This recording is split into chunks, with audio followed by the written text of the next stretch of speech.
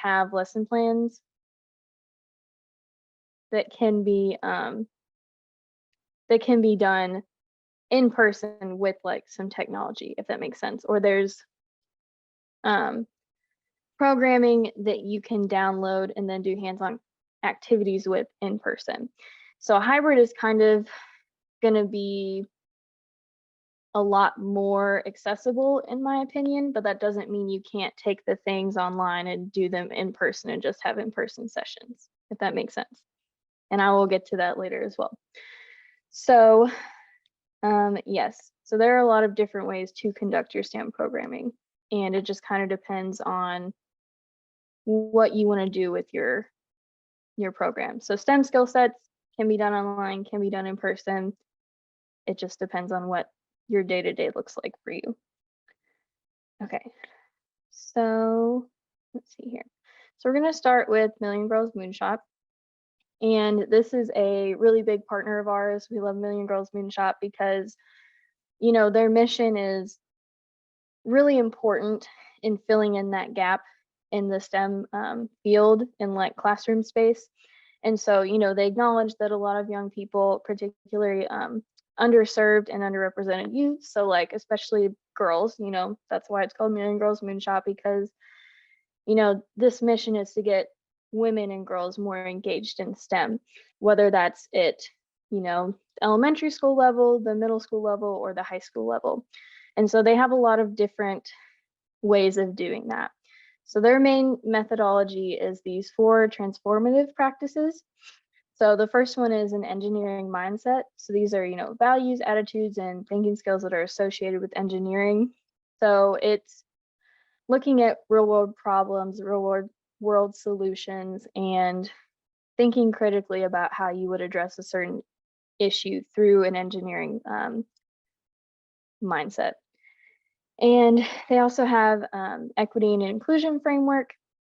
And this is making sure that all students are included, whether they have, you know, well, you know, different genders or like learning disabilities, things like that. It's making sure that the quality of those programs addresses all students, no matter what kind of student that they are, because, you know, we want them all to be able to participate in STEM. And then we have role models, mentors, and more mentors. And so we want to recruit and prepare role models, whether this is having, you know, counselors in your program and also training them on some of the programming that you're doing, or, you know, getting families involved, or even STEM professionals are accessible online. And I don't think people realize that there are ways to connect with them that don't necessarily mean, you know, having funds to bring them into the classroom directly. There's tons of, you know, history, STEM resources, and I'm going to say something else. There's tons of women in science and STEM resources, as well as Million Girls Mentors, which also wants to pull in mentors as well. And through Million Girls Moonshot, they even have a website. I'm trying to remember what it's called, but they have a program where they work directly with programs to match your students with mentors, especially girls. And so that is something that is really important to help move that work forward. And then we have family engagement. And so part of the reason why it's hard for students to stay in STEM is because, you know, they may not have the same access to resources that other students have. You know, maybe it's hard to get them to programming, not just in programming, but to programming. And so being able to help students stay persistent with their interest in STEM is a lot easier when you get families involved, because then you have students that are invested, but also parents, and they can see that growth in their child. And so that's really important as well. And then they talk about STEM transitions, and this kind of leans into Learning Blade as well a little bit. So it's connecting them to future learning opportunities and resources, getting that career awareness, understanding that future workforce need in Kentucky, especially with STEM. You know, there's a big gap in filling that need, and that's something that we really want to address and utilize to push STEM forward in Kentucky, especially in after school programming. So that's something that's really big for them as well. They have a flight crew, and we are fortunate enough to have a student in it. It's students from all over the nation, and they take them and put them in these leadership roles and these groups where they get to learn more about STEM, but also taking that work forward whenever they, come back from that training. And so that's not only serving programs, but also schools as well to kind of help build out those programs. And like I said earlier, they have no cost webinars and professional development. Now, sometimes there are more than one part, so you'll have to kind of schedule it accordingly and make sure you can go to all of them. But they do different math ones, different science ones. I know there's like coding ones, and they have tons of them. And that's something that you and your staff can do that isn't super overwhelming, and it's at least a good place to start. And then you can kind of decide, what you want to take from that and what you think your program is capable of producing out of that. And so that's a really great resource for those that kind of want to dip their toes in some STEM programming or try to expand it a little bit. So you don't have to be a STEM professional or have a really big STEM background to do this. And I think, Tom, did you send them the STEM resources link yet that I gave you? Yeah. Or the Million Girls Moonshot? Yep, it's in the chat right now. Okay, thank you. Sorry, I can't see the chat right now. And so that resource page, they have booster packs, and they have all of these. I linked them in the PowerPoint, which I think you all will get the slides at some point, but they have worksheets and articles and things on all of these and resources. Like I mentioned, they have that one mentoring site where they're directly contacting programs with role models or women in STEM. And these booster packs are actually what we use in our newsletter as well, which I'll get to later. But they have those webinars in them. They have, different media, and they have they have a lot of cool opportunities and unique opportunities. I think they even had one a month or two ago where they had like a space launch that they were able to virtually share with students or have them be able to watch it and experience it kind of firsthand. So it's a lot of unique opportunities like that they're really pushing for. And I think it's a great space for students to get comfortable with STEM and for you all to get comfortable with STEM if you're not already. So they're a really great resource. Like I said, we've gotten a lot of funding from them. They're a huge partner of ours, and they're not that old, I believe, but it's definitely something that all of you can use and that's very accessible and upfront. So if you go to that resource page, like I said, they have tons of things that you can utilize. So that in essence is Million Girls Moonshot. And let's see. Next is Learning Blade. So Learning Blade is basically trying to give students more exposure to STEM pathways and careers. And so, yeah, so Tom just dropped the Learning Blade homepage in the chat so you can kind of look and see what they offer. And so they have lots of flexible online STEM lessons with various mission links. And so these missions are kind of geared around different careers. Like I think there's a marine biologist one, and then there's like an environmental science one.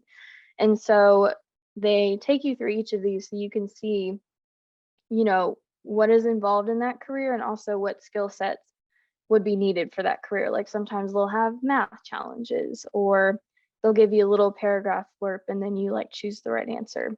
So lots of short, nice, just little lessons that students can kind of work through, and you don't have to do them all at once. So Learning Blade is mostly targeted towards middle school students as well as 9th and 10th graders, so like early high school, because it's like those small lessons that are easy to complete but aren't broken down enough for like younger students. And so, like I said, they have the different types of STEM missions, but they also have hands-on activities. And this is kind of what I was trying to get at earlier. So one thing that they do is, whether you're looking at a certain career path or you want to do just a STEM activity, they will have a page where it's just a ton of activities listed, I believe, and you click on one and it'll pull up like a PDF file of everything. It'll have the instructions, if you need to record data, like say it's an activity where you're measuring something, it comes with all of that. And one of the ones that Josh really likes. He's I think vice president, but he works very closely with us and with Learning Blade. And he mentioned these little like cutout ones. And so there's these little characters that they have for each of the STEM careers. And there's little activities where you can just learn about the career and then cut out like a little figure. It's just like a cute little activity. And then they have other ones where you do like the little tinfoil boat with like the pennies and things like that. And so a lot of them are based around materials you probably already have in your school or that are easily accessible and not super, expensive and not, expensive. And the whole idea is that you can get those resources quickly, relatively easily, print out this little activity and then just kind of, go for it. And it's just a short little lesson. So depending on how long your program is, you could do multiple lessons, or you could just do one, or you could switch it up and do it maybe once or twice a week. And the same thing goes for those virtual lessons. Like I said earlier, you don't have to complete the whole thing in one go. Something that Josh and I have talked about is that there are like express missions, which are a lot shorter. And I apologize, I don't remember the specific lengths, but they're not overwhelming for students. They're not anything crazy. And, if they get things wrong, they can see what they got wrong and you can talk about it. Now, we also, like I said, are partnered with Learning Blade. And so what this means is that right now we've extended our partnership for another year, I believe.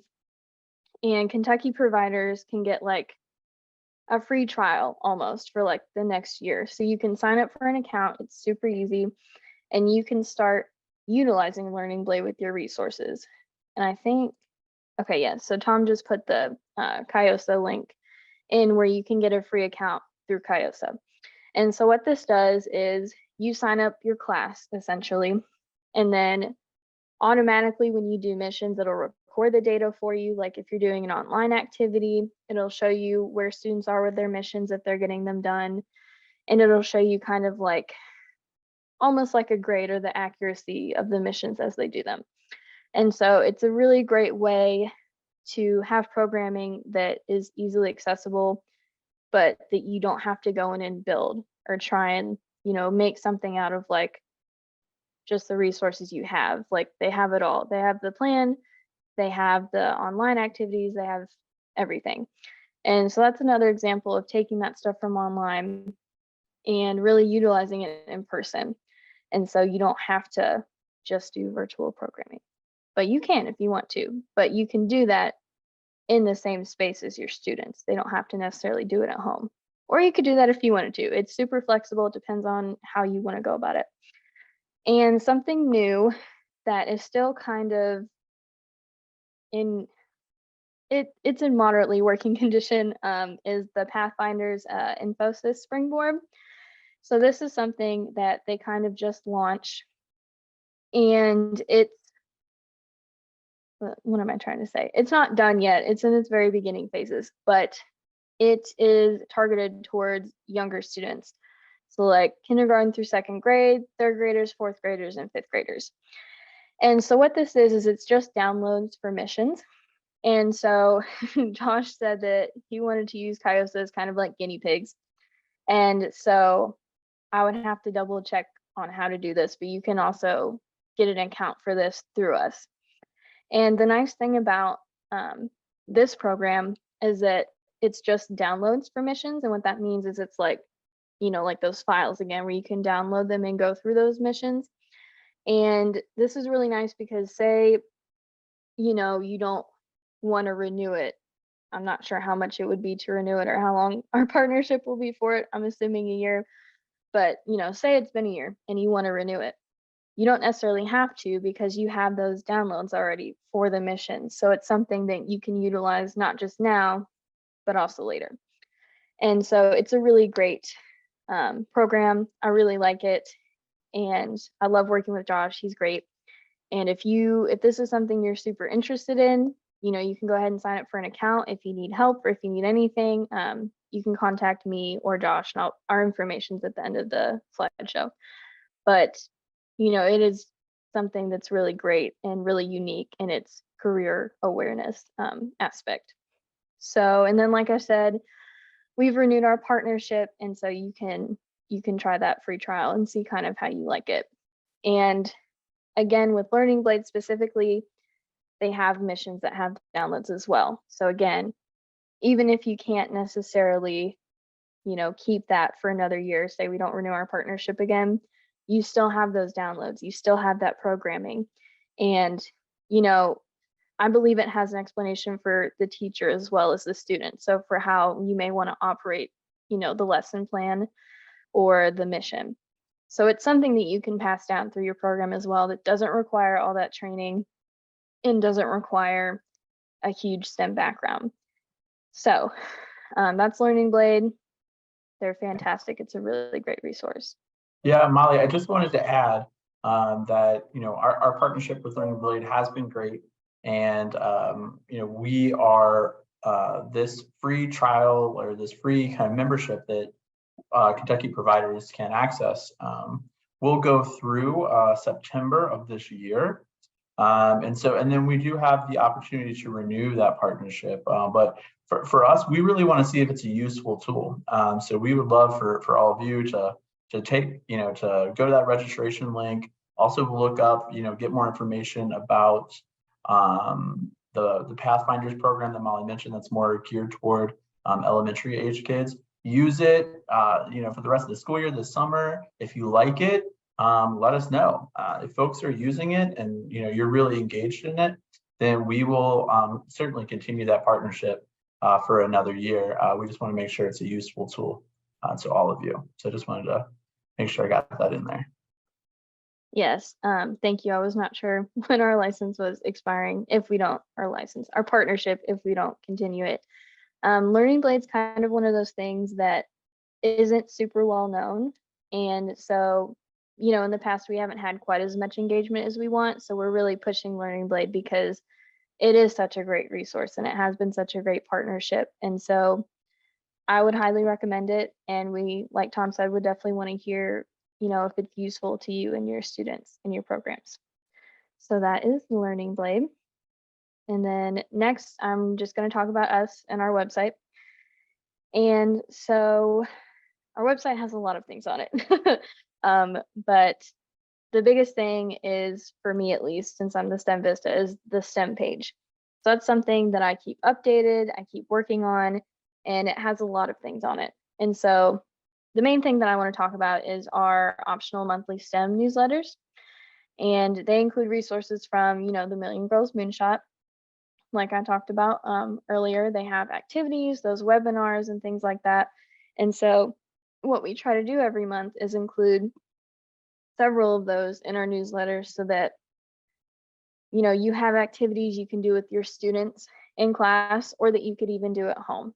And so their activities are also geared around materials that you would have either at home or in the classroom.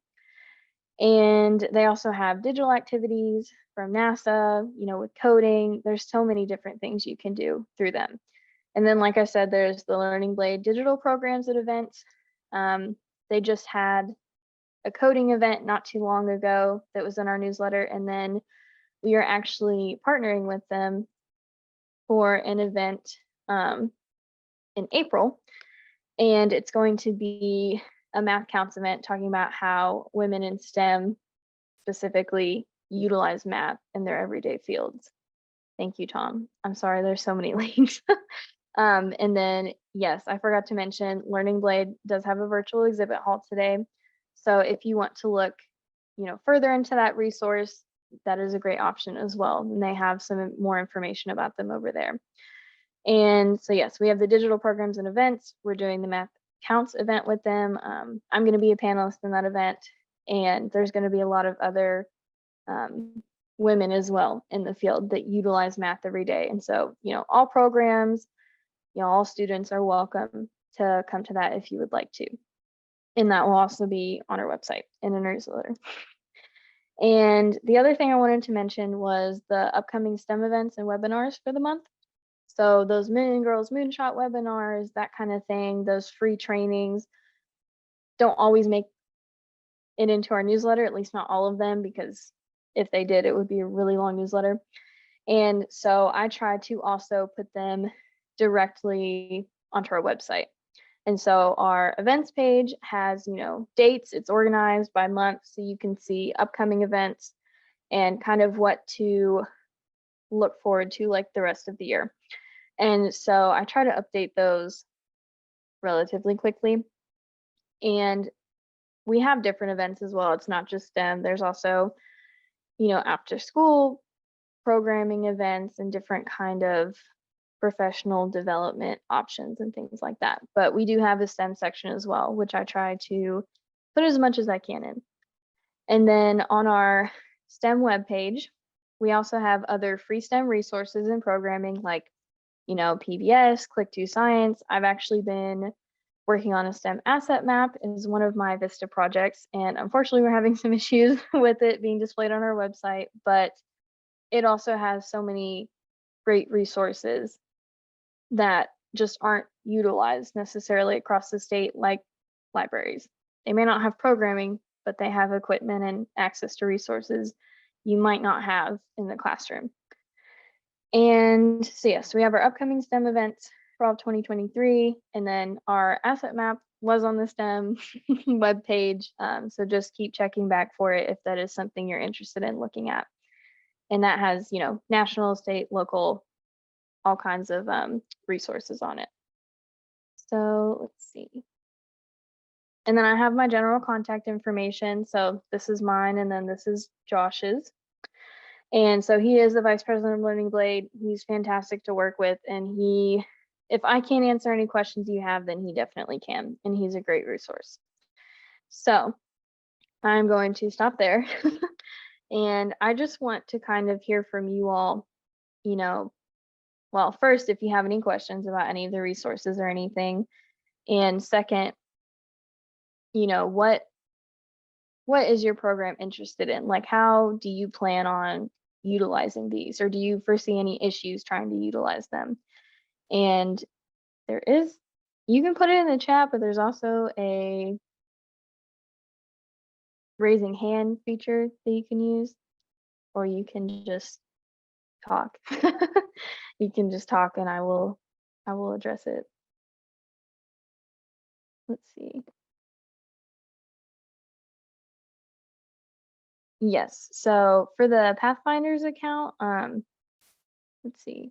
I think you can just sign up on the main website linked above.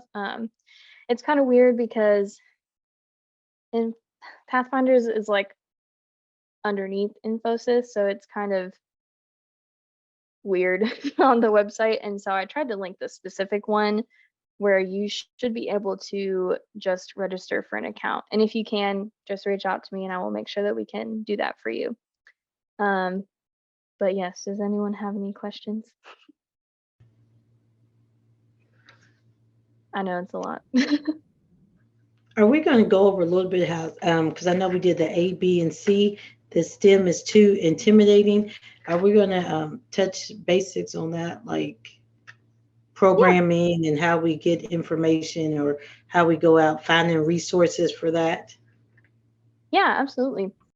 So for STEM being intimidating, the main thing with that is just a lot of, I guess, general assumptions and what you need for STEM programming. And so the goal of these resources is to help address that. Obviously not fix it completely if you want something that's a little more involved with particular equipment. But the main goal of this is to provide hands-on programming without being overwhelmed by it. And so these resources that I was talking about provide those hands-on experiences, but not at the cost necessarily of extra funding or, extra stress on you, the program instructor. And what am I trying to say? So a lot of these resources, I'm not going to say they necessarily make it less intimidating, but they make it more accessible and understanding, if that makes sense. So yes, it does address that issue. Does it address it fully? not necessarily. Every program is different. It depends on what you want to do. But there's also resources in, my asset map that we're working on, like science learning centers or libraries that can also kind of help offset that for you. And even mentors as well, like the STEM mentors that I mentioned, they can provide a good knowledge base for students without necessarily needing that programming, if that makes sense. And so it's something that can get the students involved and, also the program instructors without forcing you all to try and become like science teachers or math teachers, because you're not that, and that's okay. And it's really important to keep in mind that, STEM is important, and I understand that it's being really pushed onto everyone, but it's also fun. And, that fun shouldn't be taken away by, I'm not comfortable with this, I don't understand, physics or biology. And, these resources try to make it fun for you all as well as your kids, because that's really important. And I think that, sorry, I'm trying to think about what I want to say. I think that that's the biggest thing, is engaging more students, engaging more girls, and engaging more fun and excitement with the material. Does that kind of answer your question? Yes. Okay, awesome. Yeah, that's definitely, I would say, the biggest thing with these. And, I would add to that, Molly, Karen, that's a great question. And I think that's really the one thing that we want to do with these Million Girls Moonshot resources. Our partnership with Learning Blade is to get resources into the hands of out of school time professionals to help them facilitate STEM, right? You don't have to create it. You don't have to be an expert in it, but just to help facilitate it for kids. Molly mentioned the asset map that she's working with. We're a big believer in community collaboration. And so, also folks who are working in out of school time spaces don't have to do this alone, right? It is about creating partnerships with those other STEM assets in the community. One of the things, and I hope everyone has signed up for our STEM newsletter, because one of the things we'll be announcing probably the end of this month, early next month, is we are going to do a mini grant competition specifically focused on STEM resources. So that'll be coming out from CAIOSA, where you can compete for a mini grant so that you can get STEM resources, but also connect with STEM assets in your community. Whether that is the public library that's doing that work, or if you have a major science center close by, making sure you're building those relationships so that you can continue to do STEM. And the work doesn't always just have to fall on the person in the classroom in front of the student. There's a lot of great folks throughout the Commonwealth that can help with that as well. Yeah, I think that was another big issue that I wanted to address in my asset mapping, was just making those community connections, but also, utilizing resources that aren't typically utilized, if that makes sense. And so, I included some things like trade schools, community colleges, that STEM career awareness and future workforce issues are kind of hard to address with just programming or just, what am I trying to say? Just like in the classroom. And so it helps to bring in those outside folks or those community partnerships to bring that experience in that's not just something you see in the classroom.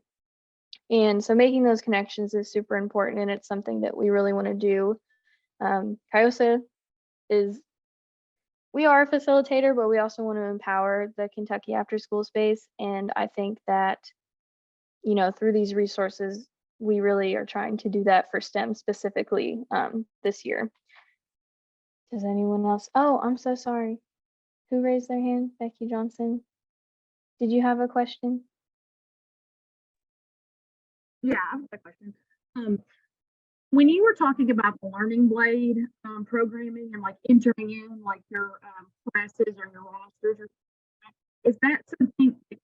So for me, I'm at a middle school, so we have revolving like after-school programs, and then we have 3-week summer programs all summer long, and so those are constantly changing with kids.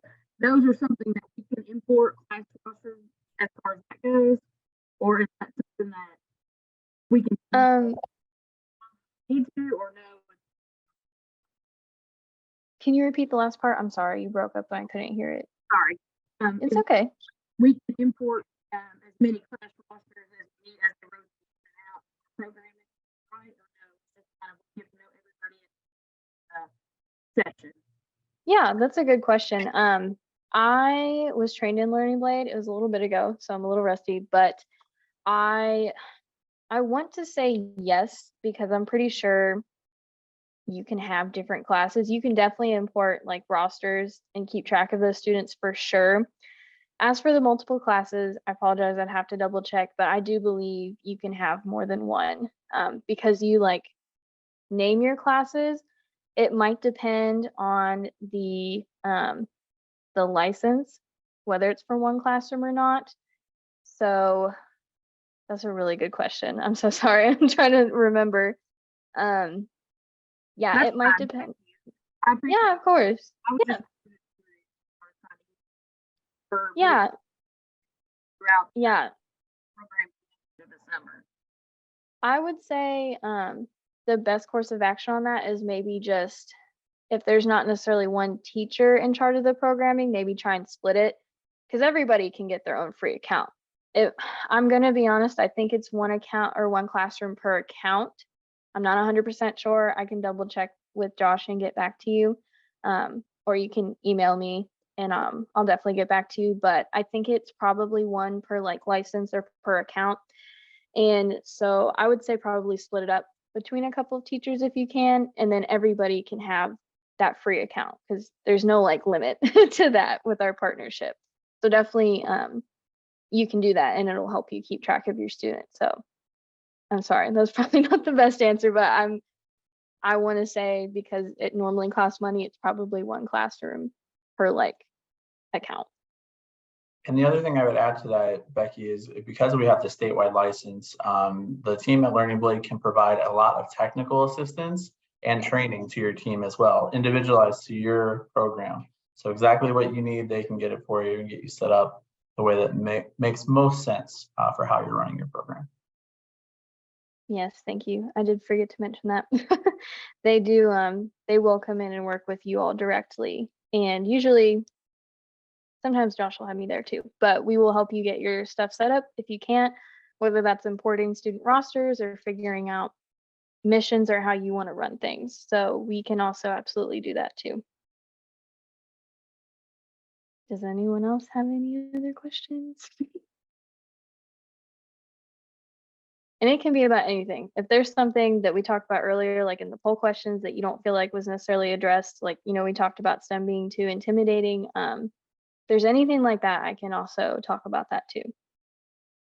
Well, I know that Molly went over a lot of great resources today. I know we threw a ton of links into the chat, so I hope you guys were able to bookmark some of those that are most relevant to you, save some of those.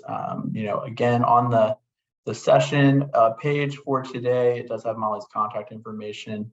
In addition, there is contact information for Learning Blade in the virtual exhibit hall. So you can find out a lot more information about them. And like we just mentioned, you can contact them to, you know, virtually come into your site. You know, Josh and Molly can certainly help you get everything set up so they're able to use that to its fullest extent, especially the summer. It can be a great way to implement STEM this summer with any of the kiddos that you're working with.